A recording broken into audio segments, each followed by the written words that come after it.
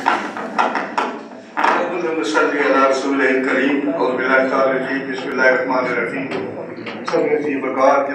حفیظ خان صاحب، اسٹیج پہ بیٹھے ساتھی اور میرے سامنے میرے اہل قلم، میرے دیگر ناظرین و حاضرین، سب کو میرا سلام پہنچے۔ ایک صاحب کتاب پڑھ رہے تھے، ایک بار پڑھی، دوبارہ پڑھی، 3-4 بار پڑھی، کسی کو پوچھا کیا اس میں ایسا؟ کیسا کو غلطیاں تلاش کر رہا ہوں۔ مجھے حسنین نازش کی کتاب میں کوئی غلطی کوئی نہیں ملی۔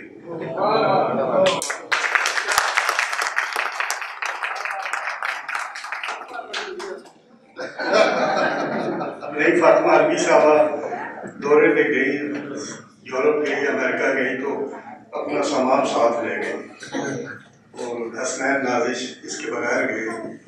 دونوں کے سفر کا فرق ہے۔ ایک دفعہ ہم چند کچھ دوست بیٹھے تھے لاہور ایک ہوٹل میں، تو ڈاکٹر اجمل ریاضی نے مجھ سے کہا کہ یار جبار سارے کام کر چکا ہوں، پڑھا بیٹھا ہوں، پڑھ بیٹھا ہوں، کتابیں لکھی ہوں، پڑھ بیٹھا ہوں، اب بتاؤں میں کیا کروں؟ تو میرے پاس بیگم صاحبہ کو لے کے یورپ اور امریکہ کی سیاحت کو چلے گئے۔ سہیل بڑیچ نے کہا کہ دیکھنا جبار کا مغل ہے، مغل جب کسی کو سفر پہ بھیجتے ہیں تو راستے میں قتل کروا دیتے ہیں۔ تو میں نے کہا ہم جس کے لیے قتل کرواتے ہو میرے کہا ساتھ ہی لے کر جاؤ۔ تو ساجد نوائبہ کراچی کا لیڈر تھے، وہ بولے تو کہنے کہ بندہ یورپ اور امریکہ کی سیر پہ جائے اور بیوی ساتھ لے جائے، فائدہ کیا؟ جو بھی بات کیا کرتا ہوں لکھ دیتا ہوں تاکہ زبانی الفاظ ہوا میں تحریر ہو جاتے ہیں۔ حسنین نازش جب وقت کی پابندی کا خیال کرتے ہوئے 2 بار انہوں نے کہا کہ 5 منٹ اور 10 منٹ اور، تو میں نے کہا فکر نہ کریں، ہماری واپسی کل کی ہے، دوبارہ آپ نے ہمیں ویسے بھی نہیں بلانا۔ میں ایک دفعہ کسی کتاب کی تقریب میں بات کر تو دوبارہ مجھے نہیں بلاتے۔ تو میرا یہ عنوان ہے حسنین کی سادگی۔ جناب حسنین نازش پاکستان کے، آپ بات کر چکی ہوں، علوی صاحبہ بات کہہ چکی ہیں، جناب حسنین نازش پاکستان کے وہ پہلے قلمکار ہیں جنہوں نے امریکہ کو آگے لگایا ہوا ہے۔ ایسے لوگوں کی قدر کی جانی چاہیے۔ یہ وہی لوگ ہیں نرگس جن کے لیے روتی رہتی ہے۔ نرگس بیچاری ایسے لوگوں کی ولادت کے بعد بھی روتی ہے۔ جناب حسنین نازش نے امریکہ کو سمجھ کر یہ سفر نامہ نہیں لکھا، بلکہ امریکہ کو سمجھنے کے لیے اس موضوع پر قدم اٹھایا ہے۔ امریکہ کو سمجھنے کے لیے 100 بھیس بدلنے پڑتے ہیں۔ پاکستان کا ایکٹنگ پروگرام کی تکمیل میں محسن پاکستان ڈاکٹر عبدالقدیر خان کو دل میں 2-3 ناموں سے پاسپورٹ جاری ہوتا تھا۔ راولپنڈی کا مرد کلندر، ہمارا دوست بریگیڈیئر ابراہیم قریشی، جو وزارت خارجہ میں صرف ڈاکٹر عبدالقدیر خان کو پاسپورٹ جاری کرنے پر معمول تھے۔ دنیا بھر میں پاکستانی سفارت خانے، ٹبیکو کے چائے خانے، افریقہ کے صحرا اور پاکستانی یونیورسٹی کی لیبارٹریز کو ہمراہ بنایا۔ تو KGB، CIA، موساد اور را کی آنکھوں میں دھول جھونکا۔ تو امریکہ کو تب پتہ چلا جب ہم 1983 میں کول ٹیسٹ بھی کر چکے، چابی کا ٹنل بھی بنا چکے تھے۔ میں ایسی باتیں بالکل نہ کرتا، اس سفر نامے کو ادب اور علم کی حد تک محدود رکھتا، مگر حسنین نازش نے کہیں کہیں سیاسی گڑبڑ کی ہے، تاریخ کو ٹریک سے اتارا ہے۔ مثلاً 9/11 اور آج کا امریکہ کے عنوان سے وہ لکھتے ہیں کہ 9/11 نے پاکستان میں دہشت گردی کو جنم نہیں دیا، بلکہ یہ نظریاتی ڈھانچہ ہمارے ہاں پہلے سے موجود تھا۔ اس ڈھانچے کا سن انہوں نے 1980 سے جوڑا ہے، یعنی سارا ملبہ انہوں نے مجاہدین پر ڈال دیا ہے۔ گرم پانیوں کا خواب دیکھنے والا روس بھی معصوم نکلا،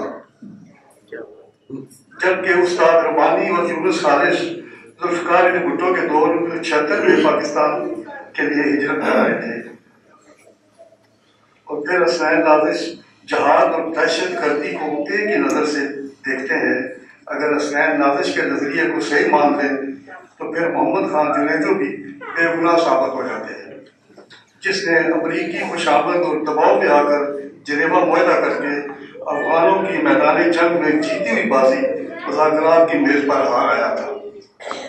जनाब हसनैन नाज़िश ने अपनी सहाफ़ती ज़िंदगी का आगाज़ अंग्रेज़ी जर्नलिज़म से किया था।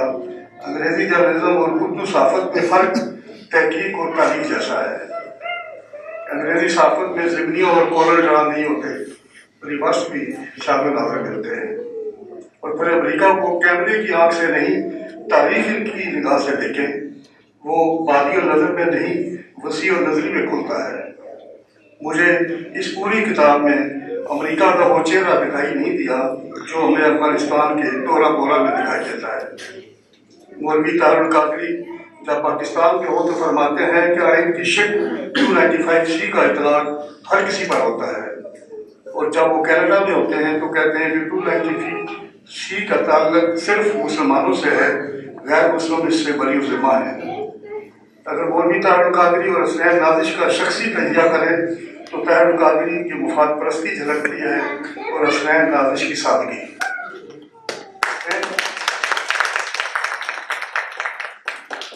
हसनैन नाज़िश के भोलेपन का अंदाजा इस एक दो वाक़यात से लगा लें कि वो जिस नौजवान गोरे को अमरीकी समझ के स्याह फाम खातून से झगड़े में बचाते रहे, वो खैबर पख्तूनख्वा का हमजा निकला।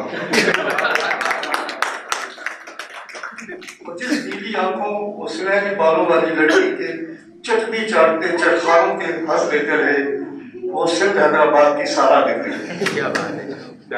अमेरिका मेरे आगे थे, अमरीकी रहतर है, बुदोबाश, इंसानियत का एहतराम, इदारों का भरम, कानून की हाकमियत, बहुत छोटे छोटे वाक़यात में बड़ी बड़ी कहानियाँ पोशीदा हैं। मसलन ओल्ड होम में एक सुबह के मंजर में एक बूढ़े का अपने बेटे से मुकालमा एलान देने वाला, और ये वाक़या इस सारी किताब की रूह है। 10 साल से ओल्ड हाउस में पड़े वो साहब बेटे से कह रहे हैं, जो महीनों बाद मिलने आया था, कि तू मुझे घर ले चल, मैं स्टोर में पड़ा रहूँगा, बालकनी में लेट जाऊँगा, मैं तुम्हारी निजी ज़िंदगी में मुदाखलत भी नहीं करूँगा, पोतियों पोतों को दूर से देखूँगा। मगर बेटा ना माना, और जब इस तरह के बूढ़े फोत हो जाते हैं तो औलाद को छुट्टी भी मिल जाती है, वक्त भी निकाल लेते हैं, गोया मिट्टी डालने हर कोई पहुंच जाता है और जिंदगी गोल में गुजर जाती है। इससे खुलता है कि इस्लाम दुनिया का वो वाद मजहब है जिसमें जिंदों के साथ साथ मरने वालों के भी हकूक हैं।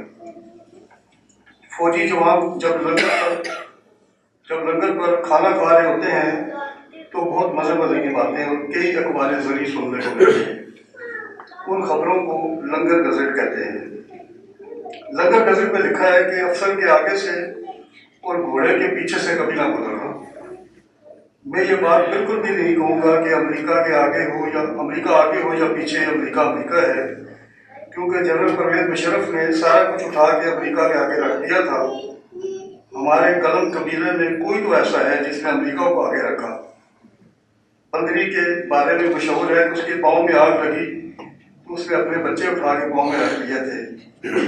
जनरल परवेज़ मुशर्रफ ने डॉक्टर अब्दुल कदीर खान को अमेरिका के हवाले करना चाहा तो हमारे मोहतरम मीर ज़फ़रुल्लाह खान जमाली आड़े आ गए, वज़ारत उज़्मा छोड़ दी, डॉक्टर खान को हवाले।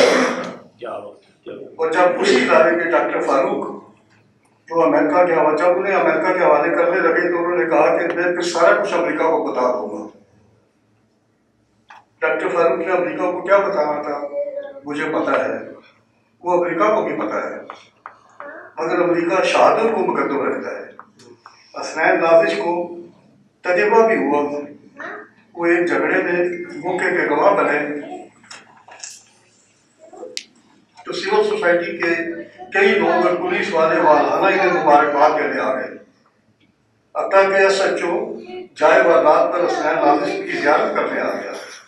हसनैन नाज़िश का ख्याल था कि अगले रोज अमरीकी सदर भी उन्हें व्हाइट हाउस मुबारकबाद देने बुलवाएंगे, मगर सदर ऐसे ही भूल गया जैसे 1971 में अमेरिका का छठा बैरी बेड़ा खुले समुद्रों में छोरे लेता रह गया और पाकिस्तान को लगता।